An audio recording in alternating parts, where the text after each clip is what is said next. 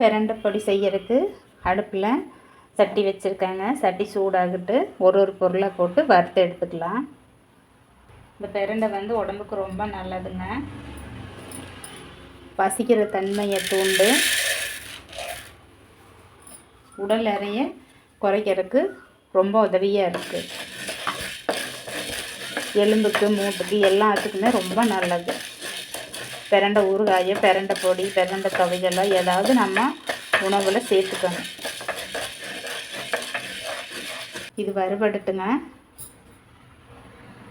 அப்புறம் ஒவ்வொன்றா போட்டு வறுத்து எடுத்துக்கலாம். எல்லாத்தையும் ஒட்டுக்கா போட வேண்டாம். செவந்து வறுத்து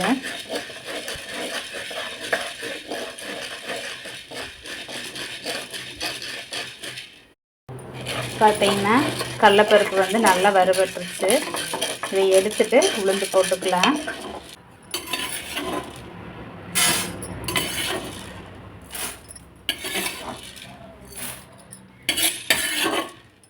பார்த்தீங்கன்னா இது நல்லா செவக்க வறுபட்டுருச்சு.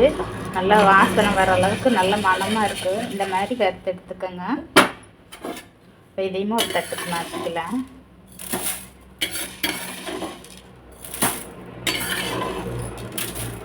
பார்த்தீங்கன்னா மல்லி நல்லா வறுபட்டுருச்சு. எடுத்துடலாம். இப்போ கறி போயிடும்.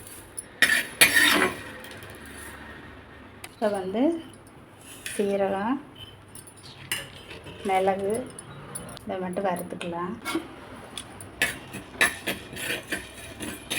இது சீக்கிரம் வறுபட்டுரும்.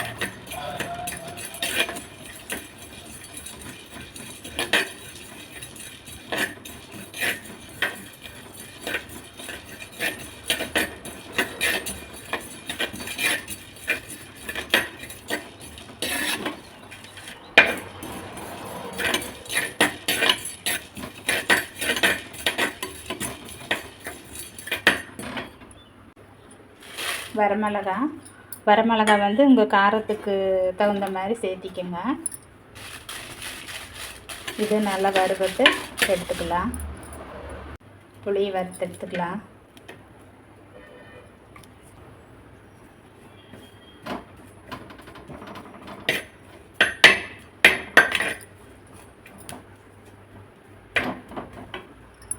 இப்போ பிரண்டை எடுத்து போட்டுக்கலாங்க.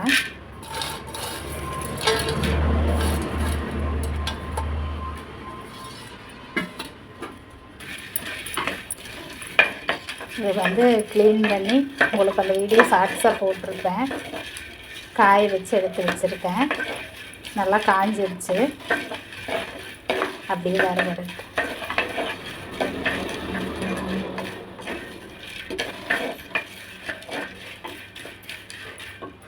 இப்போ பாருங்கள், பிரண்டை பொடிக்கு தேவையானதெல்லாம் வறுத்து எடுத்து வச்சுட்டேன். லைட்டாக ஒரு பிஞ்சு மஞ்சத்தூள் சேர்த்துக்கலாம். பெருங்காயத்தூள் போட்டுக்கலாம். கடைசியை போட்டோம்னா நல்லா வாசனையாக இருக்குது. இதை வந்து ஆற வச்சு அரைச்சி எடுத்துகிட்டு வந்துக்கலாம். பிரண்டை பொடி ரெடி ஆகிருச்சு. அரைச்சி எடுத்துகிட்டு வந்துட்டேன். பாருங்கள், ரொம்ப ஹெல்த்தியான பிரண்டை பொடி ரெடி. நீங்களும் இந்த மாதிரி செஞ்சு சாப்பிட்டு பாருங்கள். சாப்பாட்டுக்கு, இட்லி, தோசைக்கு எல்லாத்துக்குமே நல்லா இருக்குது. என்னோடய வீடியோ பிடிச்சிருந்தா லைக் பண்ணுங்கள், ஷேர் பண்ணுங்கள், கமெண்ட் பண்ணுங்கள். மறக்காமல் சப்ஸ்கிரைப் பண்ணுங்கள். எல்லோரும் எப்போவும் சிரிச்சுக்கிட்டு சந்தோஷமாக இருங்க.